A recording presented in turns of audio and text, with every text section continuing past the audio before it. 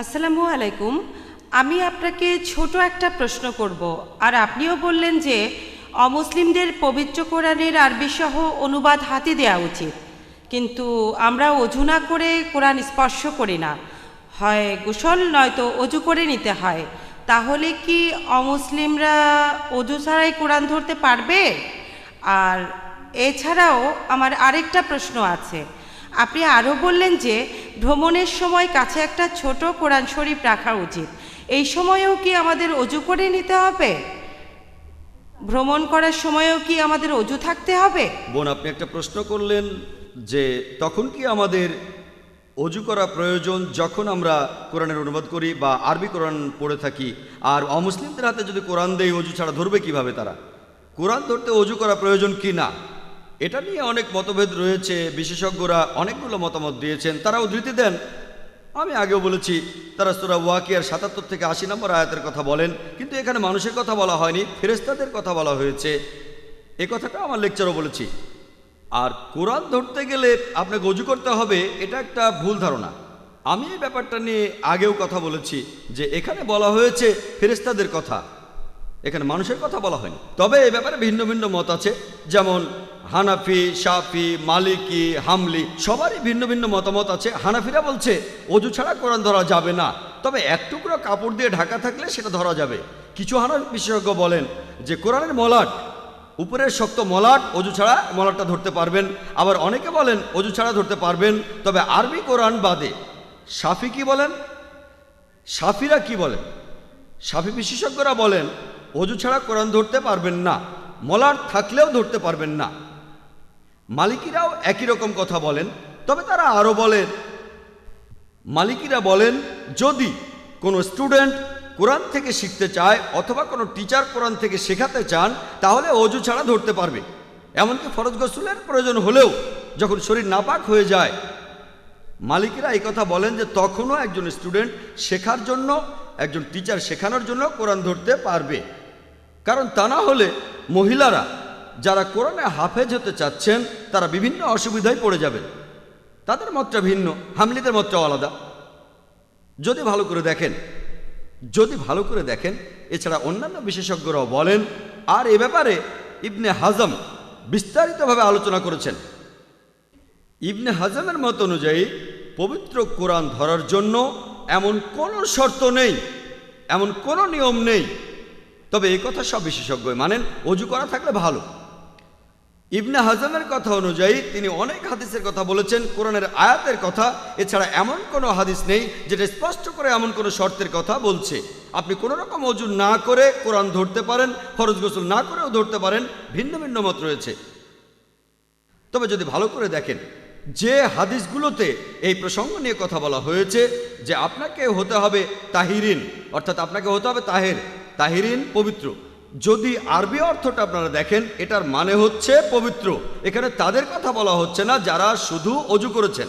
আর একই রকম ব্যাখ্যা দিয়েছেন সৈয়দ আবুল আলা মওদুদি দাউদুল কোরআনে, শামস পীরজাদা বলেছেন, ইবনে কাসির, জামাকশেরি, অনেকেই। তাদের মতে এখানে শুধু ফরজ গোসলের কথা বলা হয়েছে। যদি মেনে নেন এটা সহিহ হাদিস, আর তাহিরিন মানে যারা ফরজ গোসল করেছেন, যদি সঙ্গম করার পর শরীর নাপাক হয়ে যায় অথবা মহিলাদের পিরিয়ডের সময়টাতে, তখন কোরআন ধরতে পারবেন না। এই হাদিস অনুযায়ী যদি সহিহ হয়, এটা বলা হচ্ছে না যে আপনাকে অজু করতেই হবে। তবে এ ব্যাপারে ভিন্ন ভিন্ন মত আছে, কিন্তু আমি এটাও মানি এক্ষেত্রে অজু করে নেওয়াটাই ভালো। তবে অজু ছাড়া কোরআন ধরা যাবে না, এটা হারাম না, কোরআন এমন কথা বলেনি, আর কোনো সহিহ হাদিসেও এমনটা বলা হয়নি। এবারে বলি, কোরআন কোনো অমুসলিমের হাতে দেওয়া যাবে কিনা। ইবনে হাজমের মতে একজন মুসলিম ফরজ গোসল না করে কোরআন ধরতে পারে। তিনি ঠিক না ভুল বলেছেন সেটা আপনারা তার বইটা পড়ে ঠিক করবেন। তবে কথা যদি মেনে নেন, তাহলে অমুসলিমরাও কোরআন ধরতে পারবে। তবে এখানে আমি আপনাদের সামনে একটা যুক্তি দেব। পবিত্র কোরআন বলছে মানুষকে যুক্তি দেখাও হিকমার সাথে, উদু ইলা সাবিলি রাব্বিকা বিল হিকমা ওয়াল মাওয়াইজাতিল হাসানা ওয়াজাদিলহুম বিল্লাতি হি আহসান। সূরা নাহলের 125 নম্বর আয়াতে উল্লেখ করা হয়েছে, মানুষকে তোমার প্রতিপালকের পথে আহ্বান করা হিকমত ও সদুপদেশ দ্বারা, তাদের সাথে তর্ক করো আর তাদের যুক্তি দেখাও সবচেয়ে উত্তম ও গ্রহণযোগ্য পন্থায়। যদি ভালো করে দেখেন, কোরআন আমাদের চ্যালেঞ্জ করেছে পবিত্র কোরআনে আল্লাহ সুবহানাহু ওয়া তাআলা আমাদের চ্যালেঞ্জ করেছেন যে তোমরা পারলে কোরআনের মতো করে একটি সূরা লিখে দেখাও। যদি পৃথিবীর সব মানুষ একসাথে হয়, পবিত্র কোরআনে সূরা ইসরার 88 নম্বর আয়াতে উল্লেখ করা হয়েছে, যদি পৃথিবীর সব মানুষ একত্রিত হয়, সব জিন একত্রিত হয়, তারা কোরআনের অনুরূপ কিছু তৈরি করতে পারবে না। এছাড়াও পবিত্র কোরআনের সূরা নিসার 82 নম্বর আয়াতে উল্লেখ করা হয়েছে, বলা হয়েছে আফালা ইয়াতাদাব্বারুনাল কুরআনা ওয়ালাউ কানা মিন ইনদি গায়রিল্লাহ লাযাদু ফি ইখতিলাফান কাসীরা। তবে কি তারা কোরআন সম্পর্কে অনুধাবন করে না? এটা যদি আল্লাহ ব্যতীত অন্য কারো কাছ থেকে আসতো, তাহলে এখানে অনেক অসঙ্গতি পাওয়া যেত, অনেক পরস্পর বিরোধী কথা থাকতো। তাই কোরআন এই চ্যালেঞ্জ দিচ্ছে যারা কোরআন বিশ্বাস করে না, অমুসলিমদের, যে তোমরা কি কোরআন সম্পর্কে অনুধাবন করো না? যদি এটা আল্লাহ ছাড়া অন্য কারো কাছ থেকে আসতো, সেখানে অনেক অসঙ্গতি থাকতো। কোনো অমুসলিম যদি আল্লাহর এই চ্যালেঞ্জটা পরীক্ষা করতে চায়, তাকে কোরআনটা হাতে নিতে হবে। কোরআন হাতে না নিয়ে সেই পরীক্ষাটা করতে পারবে না।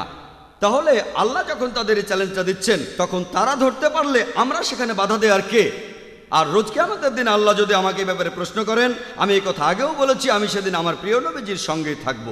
যখন আমাদের নবীজি কোরআনের আয়াত অমুসলিমদের কাছে পাঠিয়েছেন, আপনার কি ধারণা আপনি নবীজির চাইতেও পবিত্র, নবীজির চাইতেও ভালো? নবীজি অমুসলিমদের কাছে কোরআনের আয়াত দিয়েছেন, তাহলে আমরা দিতে পারবো না কেন? যদি আমরা পবিত্র কোরআনের অর্থ বুঝে পড়ি আর হাদিসও অর্থ বুঝে পড়ি, তাহলে বুঝতে পারবো যে আমরা এই ধর্মটাকে প্রচার করব পুরো মানুষ জাতির উদ্দেশ্যে। অমুসলিমদের মাঝেও আমরা পবিত্র কোরআনের কথাগুলো প্রচার করব।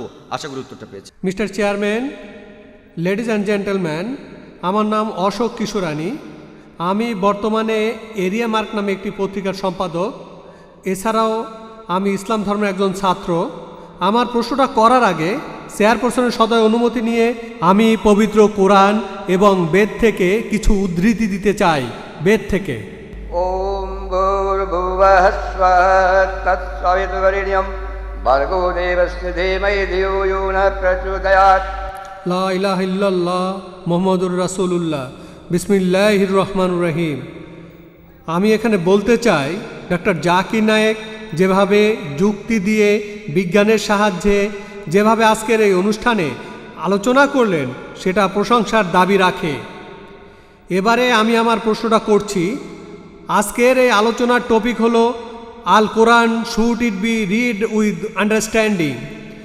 তবে একথা বোধহয় নিশ্চিতভাবে বলা যায় যে পবিত্র কোরআন নাজিল হওয়ার পরে গত 1400 বছরের মধ্যে পবিত্র কোরআন মুসলিমরা সবাই পড়েছে, কিন্তু তার অর্থ বুঝতে পারেনি, না বুঝেই পড়েছে। অনেক ক্ষেত্রে তারা হয়তো কোরআনের কথার ভুল অর্থ করেছে, অর্থ বুঝতে পারেনি। তবে এখনকার এই সময়ে মুসলিমরা বুঝতে পেরেছে তাদেরকে পবিত্র কোরআন অর্থ বুঝে পড়তে হবে। হিন্দু বিশেষজ্ঞরা যেভাবে তাদের ধর্মগ্রন্থ বেদ বুঝে পড়ে, এটাই হলো মানুষের ইতিহাসের সবচেয়ে পুরানো ধর্মগ্রন্থ। এই জন্য তারা পবিত্র কোরআন বুঝে পড়বে।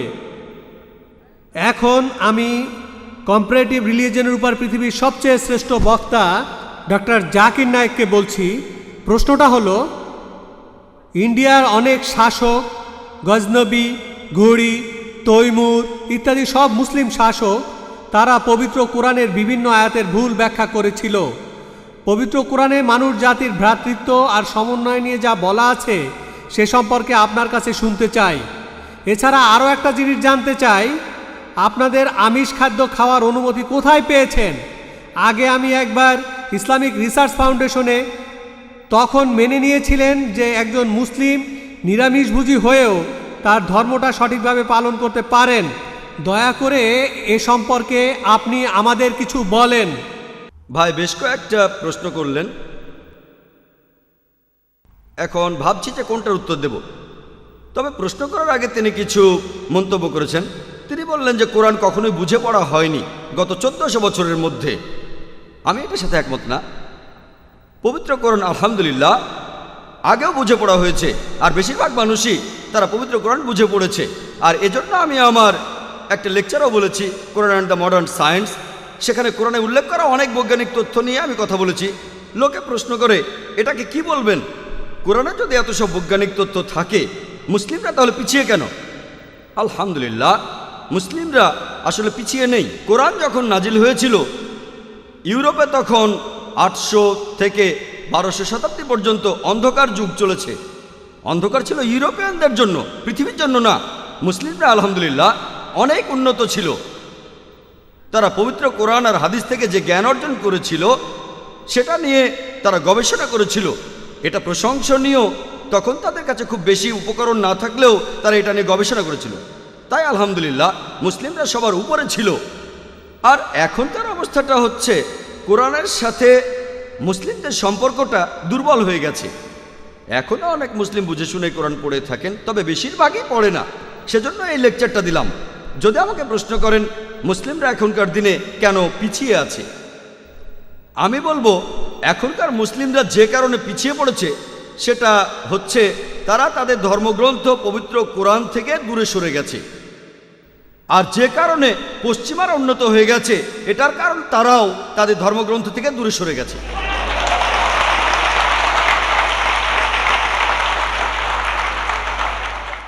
এবারে আপনার প্রশ্নগুলোর উত্তর দেই। আপনি মূলত দুটো প্রশ্ন করেছেন। প্রথমটা হচ্ছে সমন্বয় নিয়ে, আর অন্যটায় আপনি বললেন আমিষ খাদ্য খাওয়ার ব্যাপারে। আপনি এখানে বেদের কিছু অনুচ্ছেদের উদ্ধৃতি দিলেন, তবে এটা আজকের লেকচারের টপিক না। টপিকটা Al Quran should it be read with understanding. এখন এই বিষয়টা নিয়ে আমি আলাদা লেকচার দিয়েছি, আর ইনশাল্লাহ আমি বেদ নিয়েও কথা বলবো। তবে এখানে আপনার প্রধান প্রশ্নটা ইসলাম সমন্বয় সাধনের ব্যাপারে কি করছে, যদিও এই প্রশ্নটাও ঠিক প্রাসঙ্গিক না, তবে যেহেতু চেয়ারপারসন বলেছেন আমি এটার উত্তর দেব। এ ব্যাপারে চেয়ারপারসনের সিদ্ধান্তটা চূড়ান্ত। পবিত্র কোরআন সমন্বয় সাধন নিয়ে অনেক কথা বলেছে, আমার লেকচারও আমি বলেছি। টপিক ছিল Islam and universal brotherhood, Islam the universal religion. একটা আয়াতের উদ্ধৃতি দিতে পারি সর্বজনীন সমন্বয়ের উপরে, সেটা আছে সূরা হুজুরাতে। সূরা হুজুরাতের 13 নম্বর আয়াতে বলা হয়েছে, ইয়া আইয়ুহান নাসু ইন্না খালাকনাকুম মিন যাকরিন ওয়া উনসা ওয়া জাআলনাকুম শুউবান ওয়া কাবাইলা লিতাআরাফু ইন্না আকরামাকুম ইনদাল্লাহি আতকাকুম ইন্নাল্লাহা আলিমুল খাবীর। যে হে মানুষ জাতি, আমি তোমাদের সৃষ্টি করেছি এক জোড়া পুরুষ ও নারী হতে, পরে তোমাদের বিভক্ত করেছি জাতি আর গোত্রে, যাতে তোমরা একে অন্যের সাথে পরিচিত হতে পারো। এজন্য নয় যে একে অন্যকে ঘৃণা করবে। এবং তোমাদের মধ্যে আল্লাহর কাছে সেই ব্যক্তি অধিক মর্যাদা সম্পন্ন যে ব্যক্তির রয়েছে তাকওয়া, যে ন্যায়পরায়ণ, যে ধার্মিক, যে আল্লাহ তাআলাকে মানে। তাহলে মানুষের মধ্যে কোন লোক অধিক মর্যাদা সম্পন্ন সেটা বিচার করার মাপকাঠি আমাদের গোত্র না, আমাদের গায়ের রং না, রীতিনীতি না, লিঙ্গ না, আমাদের সম্পদ না, আমাদের বয়স না। এটা হলো তাকওয়া, আল্লাহকে মেনে চলা, ধার্মিকতা। তাহলে যে আল্লাহকে বেশি মানে, যে আল্লাহকে বেশি মেনে চলে, সে তাকওয়ার উপরের স্তরে আছে। কিভাবে আল্লাহকে মেনে চলবেন এ বিষয়ে লেকচার দিয়েছি, আর ইনশাল্লাহ আবারও এই টপিকের উপরে লেকচার দেব, কিভাবে আল্লাহকে মেনে চলবেন। এখানে মুসলিমদের কোরআন কি বলে, হিন্দুদের বেদ কি বলে, খ্রিস্টানদের বাইবেল কি বলে, এছাড়া অন্যান্য ধর্মগ্রন্থের কথাও বলবো ইনশাল্লাহ। আমি সেখানে দেখিয়েছি ইসলামের সাথে অন্যান্য ধর্মের পার্থক্য হচ্ছে, ইসলাম আমাদের দেখিয়ে দেয় যে আমরা কিভাবে সর্বজনীন ভ্রাতৃত্ব বজায় রাখবো। আমরা প্রত্যেক দিন নামাজ পড়ি 5 বার, কাঁধে কাঁধ লাগিয়ে, নামাজের সময় কাঁধে কাঁধ লাগিয়ে দাঁড়াই। আমাদের প্রিয় নবীজি বলেছেন, এটার উল্লেখ আছে সহিহ বুখারীতে 692 নম্বর হাদিস, 1 নম্বর খণ্ড, 75 অধ্যায়ের বুক অফ আজানে। আমাদের প্রিয় নবীজি বলেছেন, তোমরা যখন সালাহ আদায়ের জন্য দাঁড়াবে কাঁধে কাঁধ লাগিয়ে দাঁড়াও। আরেকটা হাদিস বলছে কাঁধে কাঁধ লাগিয়ে দাঁড়াও যাতে তোমাদের মধ্যে শয়তান ঢুকতে না পারে। নবীজি সেই শয়তানের কথা বলেননি যেমনটা আপনারা ওনিডা টিভির অ্যাডে দেখেন, 2টো শিং আর 1টা লেজ। নবীজি কমিক বইয়ের শয়তানের কথা বলেননি। এখানে শয়তান হলো আসলে বর্ণবাদ, গোত্র বা বর্ণবিদ্বেষ, সম্পদ, সেখানে হোক তারা ধনী বা গরিব। সেই লোকগুলো ধনী হোক বা গরিব হোক, যখন তারা নামাজের জন্য দাঁড়াবে কাঁধে কাঁধ লাগিয়ে দাঁড়াবে। হোক সে রাজা বা ফকির, যখন নামাজের জন্য দাঁড়াবে কাঁধে কাঁধ লাগিয়ে দাঁড়াবে।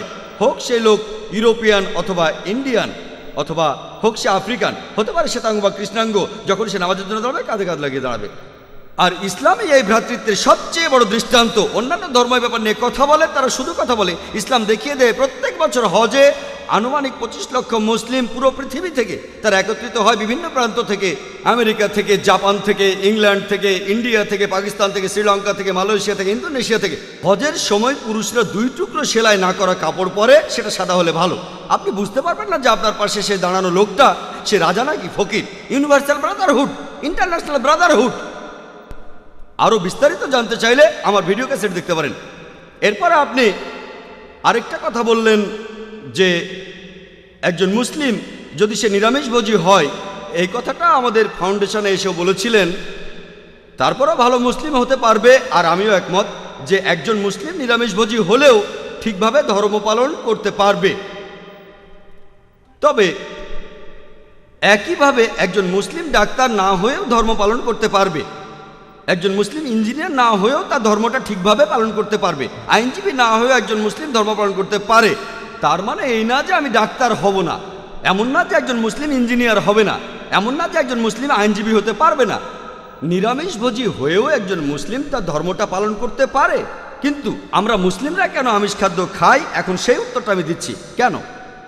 যে কারণে আমরা মুসলিমরা আমিষ খাদ্য খাই সেটা হলো কোরআন অনুমতি দিয়েছে, তোমরা এই হালাল খাদ্যগুলো খাও। পবিত্র কোরআনের সূরা মাইদার 1 নম্বর আয়াতে আছে, তোমাদের জন্য চতুষ্পদ প্রাণী হালাল করা হলো, সেগুলো ছাড়া যেগুলো হারাম করা হয়েছে।